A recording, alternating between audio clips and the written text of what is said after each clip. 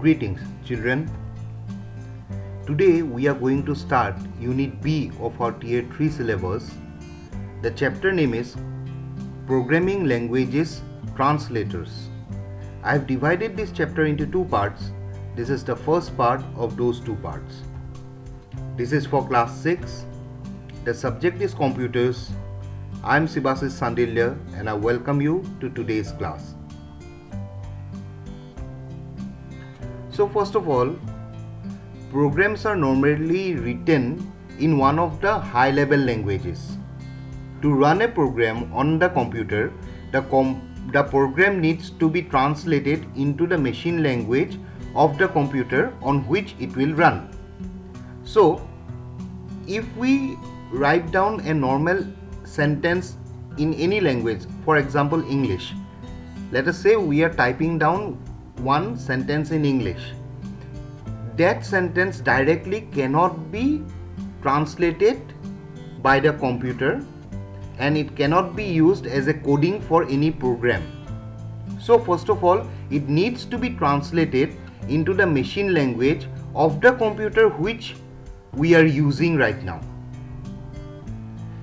The software that performs this task of translation is known as a translator. So basically, what a translator does, look at the diagram given below. It translates the source code into object code.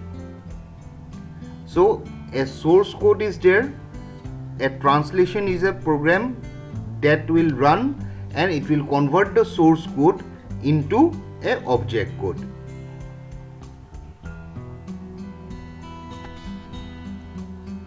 The program in a high-level language is called the source code. So, it is the source of the instructions given to the computer. So, the program in a high-level language is called the source code. The translated program in machine language is called the object code. So, the language which our computer will understand is called the machine language. We have already learned about that.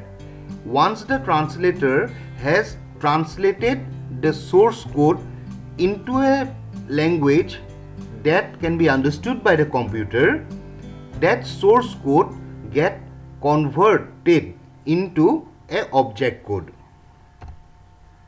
Now, there are three types of translators.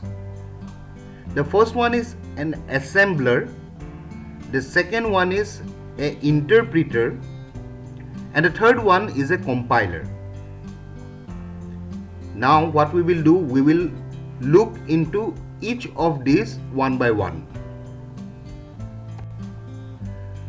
Types of translator. First of all, we are going to discuss about the assembler. A program written in an assembly language requires a translator called an assembler, which converts an assembly code into a computer's machine code. So we have already learned there are different types of programming languages. There are low-level languages and high-level languages. In the low-level languages, we have come across something called the assembly language. Now, a program that translates the assembly language into the machine language or the machine code is called an assembler.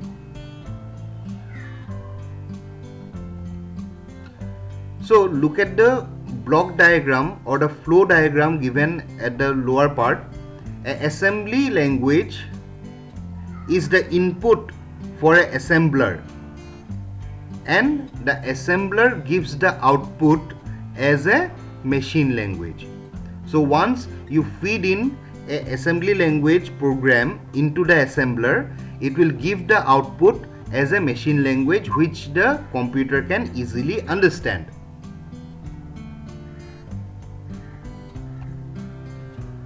Now let us discuss the compiler. It is a type of software that converts the entire high-level language program into machine language at once. So the compiler will compile the whole high level language program at once and then convert it directly as a whole into the machine language.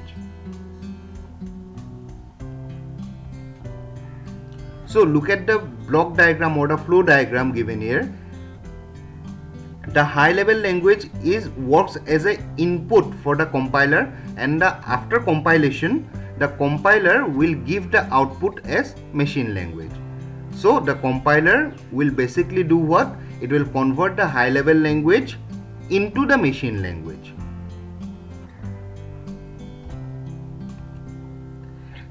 A compiler normally translates the whole source program into the object program. Now why I am saying this, you will get to know in the later part of the class. A compiler compiles the whole program at once and converts it into object program in the machine language at once.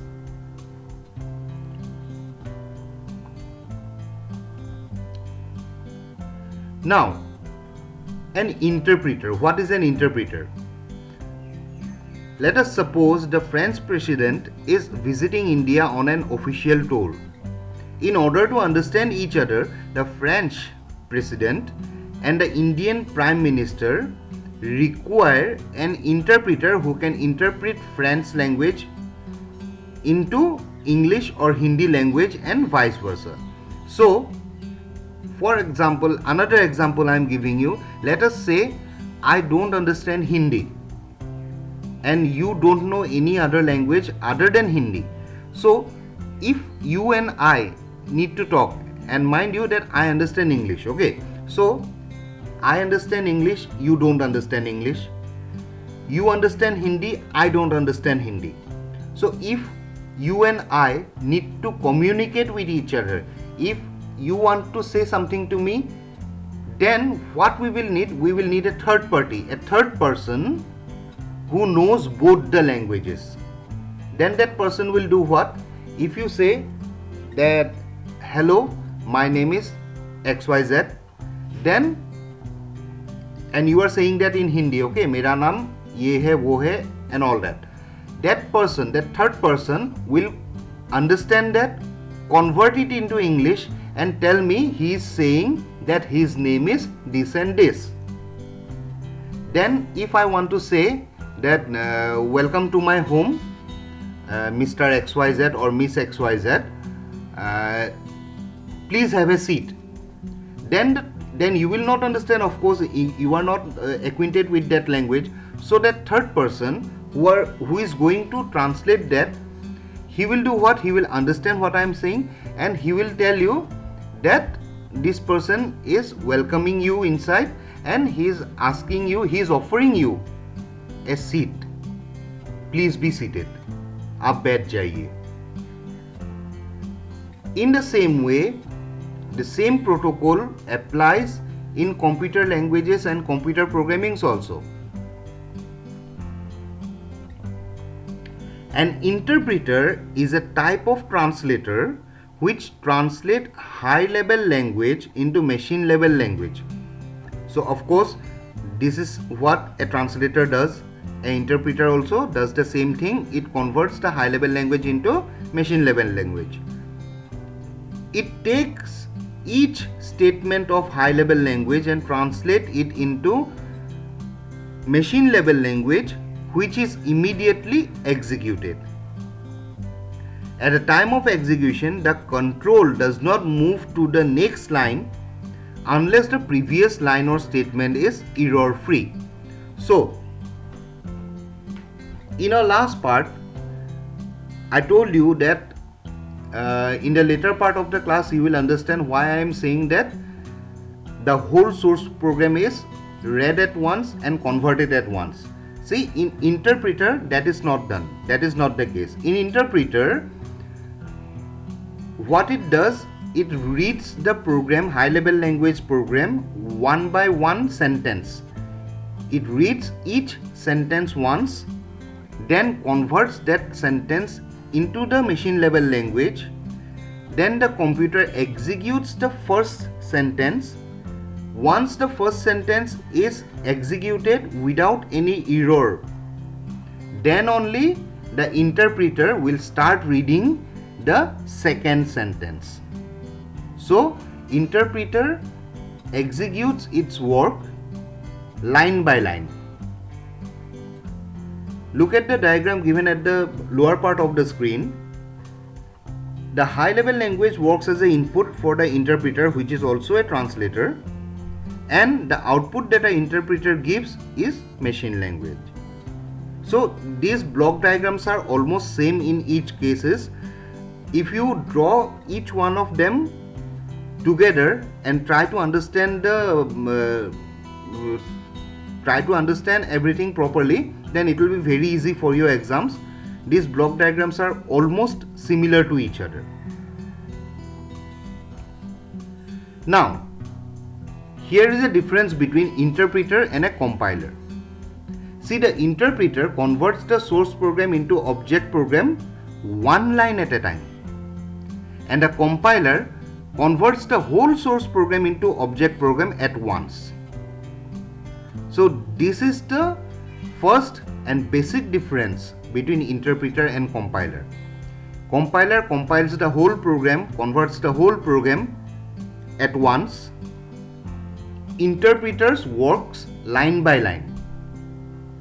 Now the second difference, the interpreter displays the errors of one line at a time, and only after correction of the error, the control goes to the next line. But in compiler, it displays the errors for the whole program only after compilation. So think of it like this, that there are two teachers. One teacher is named interpreter and the other teacher is named the compiler.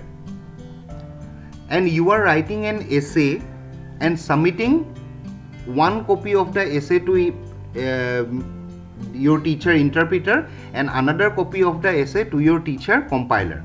So the teacher named interpreter, what he will do, he will read your essay line by line and give you feedback that in your first sentence you have wrongly used capital letter or you didn't put full stop.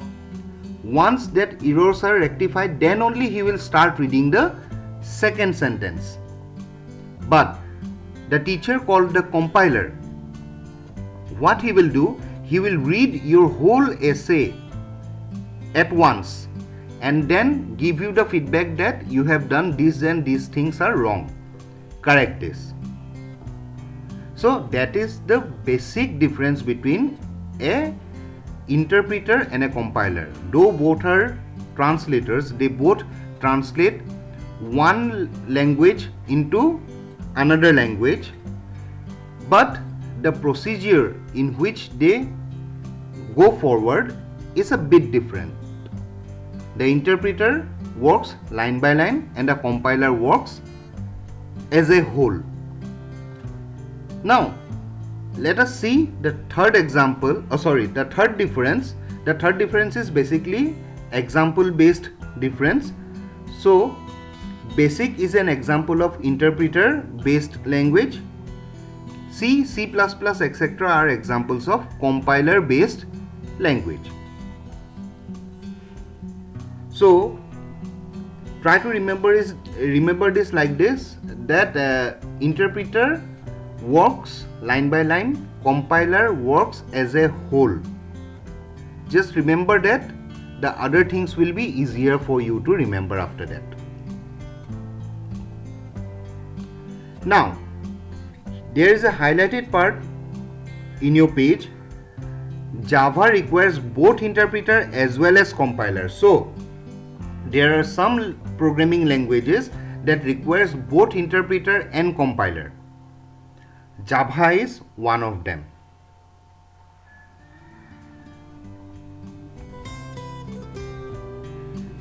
This brings us to the end of today's class. I hope everyone understood everything properly. In our next class, we are going to discuss about programming language generations, and then we are going to discuss some question and answers, and that will conclude our syllabus for tier 3. So after this I am going to make only one more video in this tier. So please revise properly. Your syllabus is soon going to be over for tier 3. So please revise properly. And if you have any doubts, you know my phone number, you know my WhatsApp number. Contact me. I'll prefer that you call. Even if you message, it is okay, but sometimes what happens, I cannot read each and every one of your messages and give you feedback instantly. But if you call, you'll get an instant feedback. So I'll prefer that you call me if you have any doubts.